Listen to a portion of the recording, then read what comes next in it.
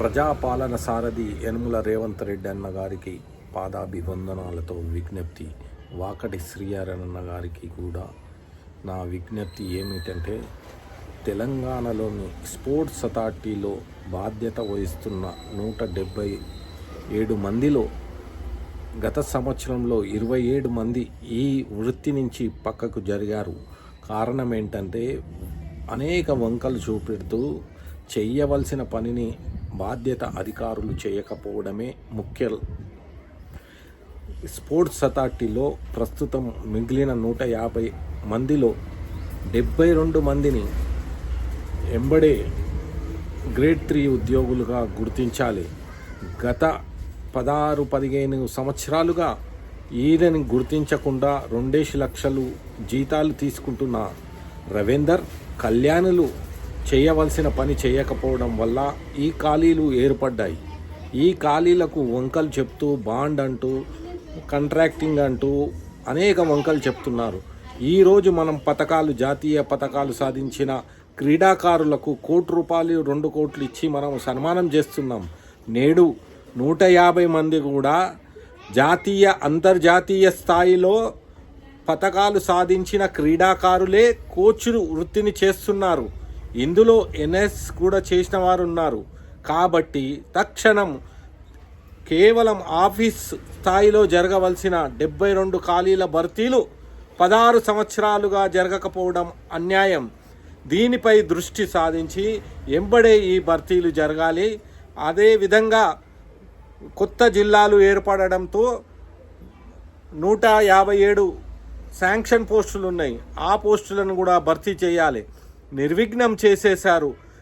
Clerical వ్యవస్థ క్లర్కులు కలిసి ఈ కోచింగ్ వ్యవస్థను నిర్విఘ్నం చేసేందుకు పథకం ప్రకారం కుట్ర జరిగింది. గత 15 ఏళ్లుగా ఈ కుట్రలో బలి అయిపోయిన క్రీడాకారులను కోచ్లు వాళ్ళు జాతీయ అంతర్జాతీయ స్థాయిలో పథకాలు సాధించి తాము ఒలింపిక్ వరకు పోలేదు, మా పిల్లలనన్నా ఒలింపిక్ పోతామని ఈ వృత్తిని ఎన్నుకొని సేవాభావంతో వృత్తి చేస్తున్న వారికి కనీసము 6th పే కమిషన్ కానీ 5th పే కమిషన్ కానీ ప్రకారం జీతాలు ఇవ్వడం లేదు.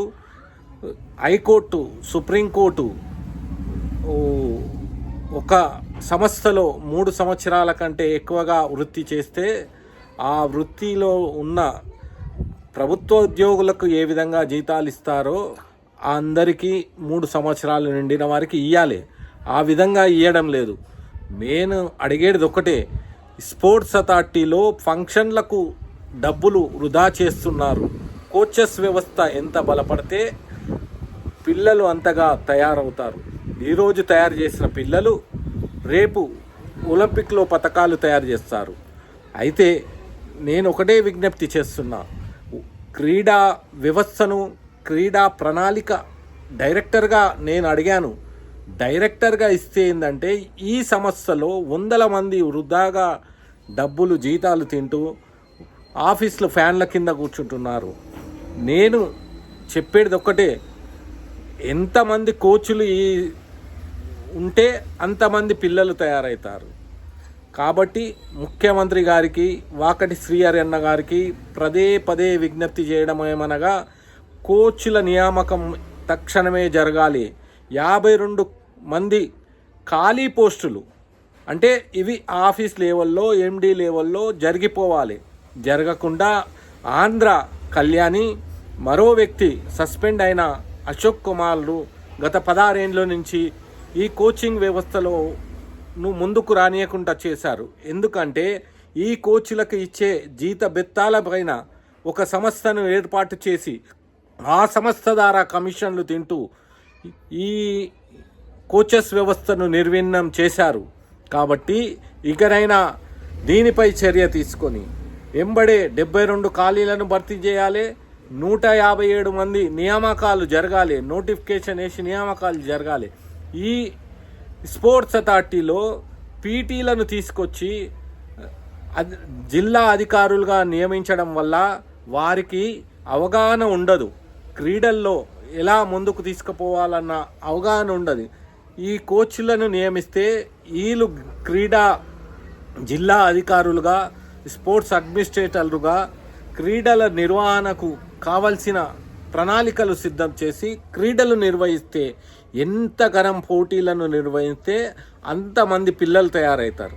ఈరోజు క్రీడా సంఘాలకు రావాల్సిన గ్రాంట్లు, టీఏడిఏలు జాతీయ రాష్ట్ర స్థాయిలో పిల్లలు పాల్గొంటే వాళ్ళకు ఇవ్వవలసిన టీఏడిఏలు కూడా ఇవ్వకపోవడం చాలా దురదృష్టకరం. స్పోర్ట్స్ హబ్బు వల్ల కొంత మేలు జరుగుతుండొచ్చు, కానీ స్పోర్ట్స్ అథారిటీ కోచ్ల నియామకం, క్రీడా సంఘాలకు రావాల్సిన నిధులు ఇచ్చినప్పుడే క్రీడలు ముందుకు వెళ్తాయని నేను యనుమల రేవంత్ రెడ్డి అన్నకు పాదాభివందనంతో విజ్ఞప్తి చేస్తున్నా. అన్న వాకడి శ్రీయర్ అన్న, నువ్వు చెప్పినా ఇంటలేరని నాకు అనిపిస్తుంది. ఎందుకంటే ఈ అధికారులు నిమ్మకు నీరెత్తినారు, ఖాళీ అవినీతి చేసి డబ్బులు సంపాదించడంపైనే పడ్డారు. వీళ్ళకు క్రీడల అభివృద్ధి అవసరం లేదు. వీరికి క్రీడల పట్ల రేవంత్ అన్నకున్న పట్టుదల వీరికి లేదు. ఎందుకంటే నెలగాగానే జీతాలు రావాలి, ఫంక్షన్లు చేస్తే ఆ కమిషన్లపై వీరు మొత్తం స్పోర్ట్స్ అథారిటీని నిర్వీర్యం చేస్తున్నారన్న, దీనిపై మీరు పగడబందీ చర్య తీసుకున్న రోజే క్రీడలు ముందుకు వెళ్తాయని నేను విజ్ఞప్తి చేస్తున్నా.